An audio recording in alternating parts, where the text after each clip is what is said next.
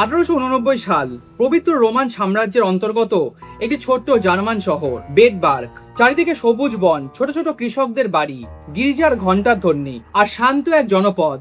কিন্তু এই শান্ত শহরের ওপর খুব শীঘ্রই নেমে আসতে চলেছিল এমন এক আতঙ্ক, যার কথা আজও ইতিহাসের পাতায় বর্ণিত। প্রথম দিকে হারিয়ে যেতে শুরু করলো গবাদি পশু। কিছুদিন বাদে জঙ্গলের গভীরে পাওয়া যাচ্ছিল তাদের ছিন্ন ভিন্ন মৃতদেহ। অনেকেই বলল এটা কোনো বন্য নেকড়ের কাজ, কিন্তু কয়েক সপ্তাহের মধ্যেই পরিস্থিতি আরো বদলে যায়। এবার নিখোঁজ হতে শুরু করলো মানুষ, বিশেষ করে শিশুরা। কিছুদিনের মধ্যেই জঙ্গলের ভেতর থেকে উদ্ধার হলো সেই সব শিশুদের অশেষ। আর এই ভয়ঙ্কর ঘটনাটির পর পুরো শহর আতঙ্কে কেঁপে উঠল।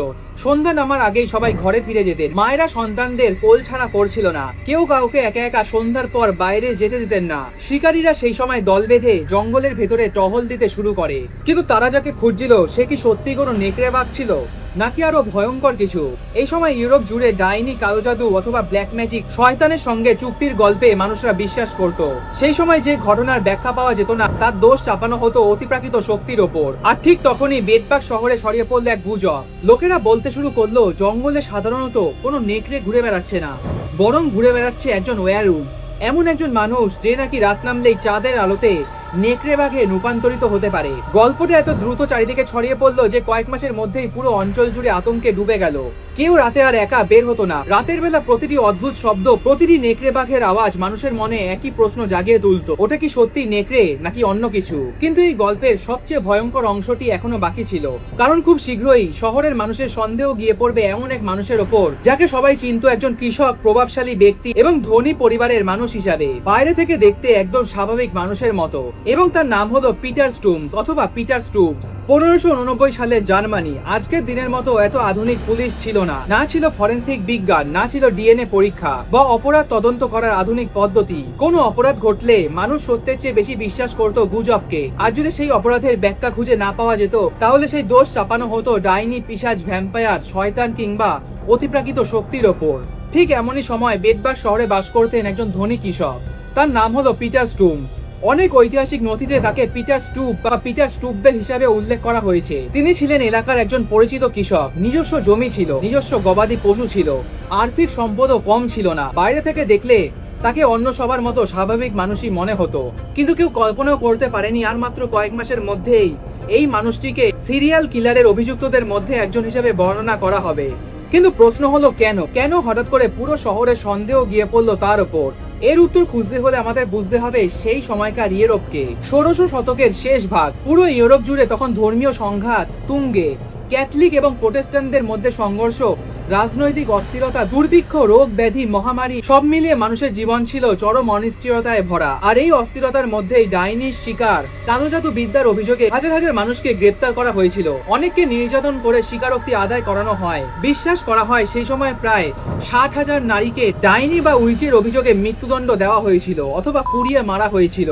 সেই সময় ইউরোপে বিশ্বাস করা হতো শয়তান মানুষের সঙ্গে চুক্তি করতে পারে, আর সেই চুক্তির মাধ্যমে মানুষরা অস্বাভাবিক শক্তি অর্জন করে। কেউ ডাইনি হয়ে যায়, কেউ জাদুকর, কেউ ভ্যাম্পায়ার, অথবা লোক কাহিনীতে আরো একটি জন্তুর কথা উল্লেখ আছে যাদেরকে বলা হয়েছে ওয়্যারউলফ। অর্থাৎ মানুষরা গভীর রাতে অথবা পূর্ণিমার চাঁদের আলোয় নিজেদেরকে নেকড়েতে পরিবর্তন করতে পারত।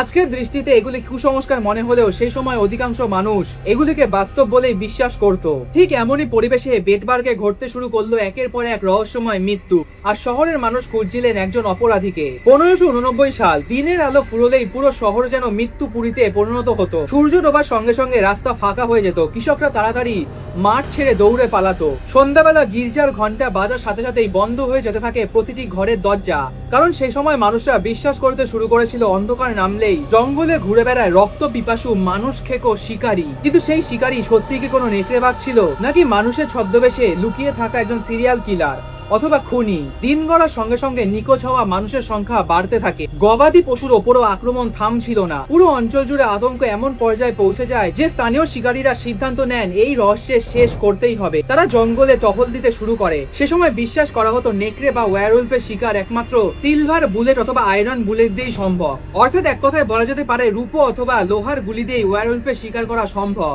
ঘন্টার পর ঘন্টা, দিনের পর দিন, মাসের পর মাস ধরে তারা সেই জঙ্গলে খুঁজে বেড়ান সেই অজানা শিকারীকে। লোককাহিনীতে বলা হয় একদিন শিকারীদের দল ঘন জঙ্গলের ভেতরে একটি বড় নেকড়েকে ধাওয়া দিতে শুরু করে। নেকড়েটি নাকি অসাধারণ দ্রুত গতিতে দৌড়াচ্ছিল, শিকারীরাও তার দিকে ছুটে যাচ্ছিল। আর ঠিক সেই সময় ঘটে যায় এমন একটি ঘটনা যা পরবর্তীকালে পরিণত হয় এক ভয়ঙ্কর কিংবদন্তিতে। গল্প অনুযায়ী জানা যায় হঠাৎই শিকারীদের চোখের সামনে নেকড়েটি অদৃশ্য হয়ে যায়, আর কিছু দূরে দাঁড়িয়ে থাকতে দেখা যায় একজন মানুষকে, আর সেই মানুষটি হলো পিটার স্টুম।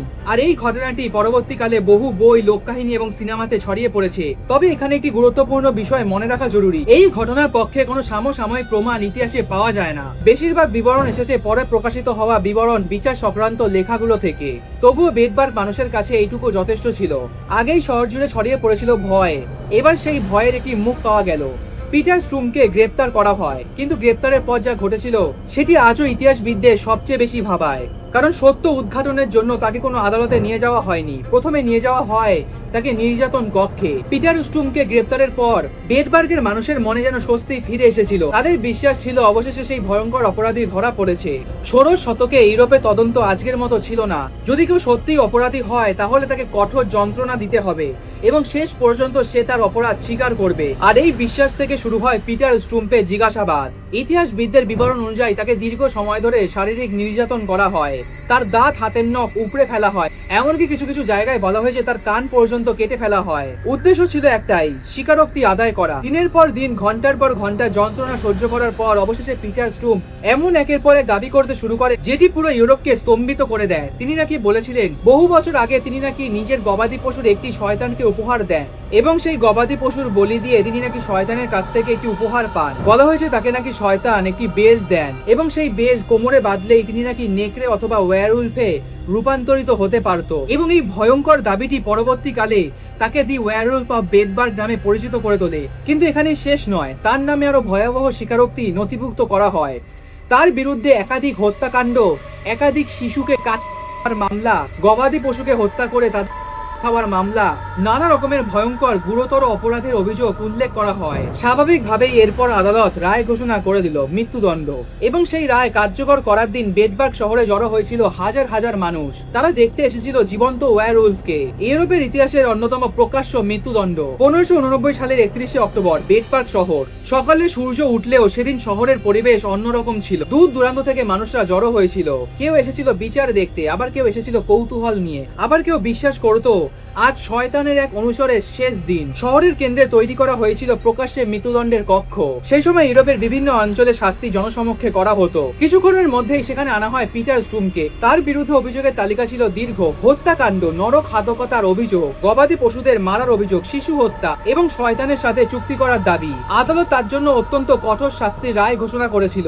ঐতিহাসিক বিবরণ অনুযায়ী জানা যায় মৃত্যুদণ্ড কার্যকর করার আগে তাকে দীর্ঘ সময় ধরে প্রকাশ্যে শাস্তি দেওয়া হবে এবং শেষ পর্যন্ত তার মৃত্যুদণ্ড কার্যকর হয়। এরপর তার দেহাবশেষকে জনসমক্ষে প্রদর্শন করা হচ্ছিল যাতে সবাই এই ঘটনার কথা মনে রাখতে পারে এবং এরকম ভয়ঙ্কর অপরাধ বা শয়তান সংক্রান্ত বিষয়গুলি থেকে দূরে থাকতে পারে। তবে এই ঘটনাটি এখানেই শেষ নয়। পিটার স্টুম্পের সঙ্গে তার কন্যা এবং আরেকজন অভিযুক্ত ব্যক্তিকে বিচারের মুখোমুখি করা হয়। তাদের বিরুদ্ধেও গুরুতর হত্যাকাণ্ডের অভিযোগ আনা হয় এবং শেষ পর্যন্ত পিটার স্টুম্পের কন্যা এবং সেই অভিযুক্ত ব্যক্তিকে মৃত্যুদণ্ড দেওয়া হয়। কিন্তু তাদের বিরুদ্ধেও কি যথেষ্ট প্রমাণ ছিল, নাকি সেই সময়কার ধর্মীয় উন্মাদনা, মানুষের কুসংস্কার এবং জনমতের চাপই তাদের ভাগ্য নির্ধারণ করেছিল?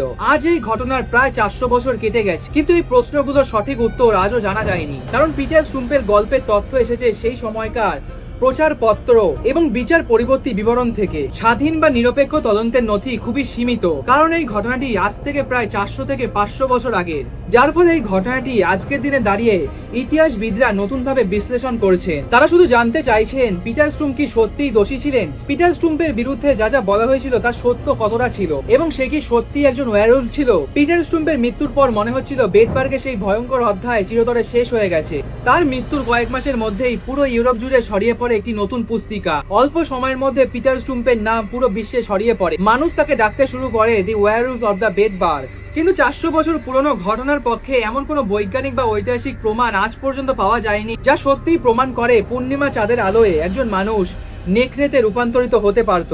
ইতিহাসবিদদের মতে হয়তো পিটার স্টুম মানসিকভাবে বিকারগ্রস্ত ছিলেন, আবার হতে পারে এই গল্পটি সেই সময়কার কুসংস্কার, ধর্মীয় বিশ্বাস এবং লোক কাহিনীর মিশ্রণ। 400 বছর আগে ওয়্যারউলফ কেসটি ইউরোপের ইতিহাসে গভীর ছাপ রেখে গেছে। কেউ বলেন পিটার স্টুম ছিলেন সেই সময়কার ইতিহাসের সবচেয়ে কুখ্যাত ওয়্যারউলফ, আবার কেউ বলেন এটি অন্যায় বিচারের প্রতীক। হয়তো সবচেয়ে ভয়ঙ্কর দানব কোনো অতিপ্রাকৃত ঘটনা নয়, বরং ভয়, গুজব, অন্ধবিশ্বাস এবং কুসংস্কার।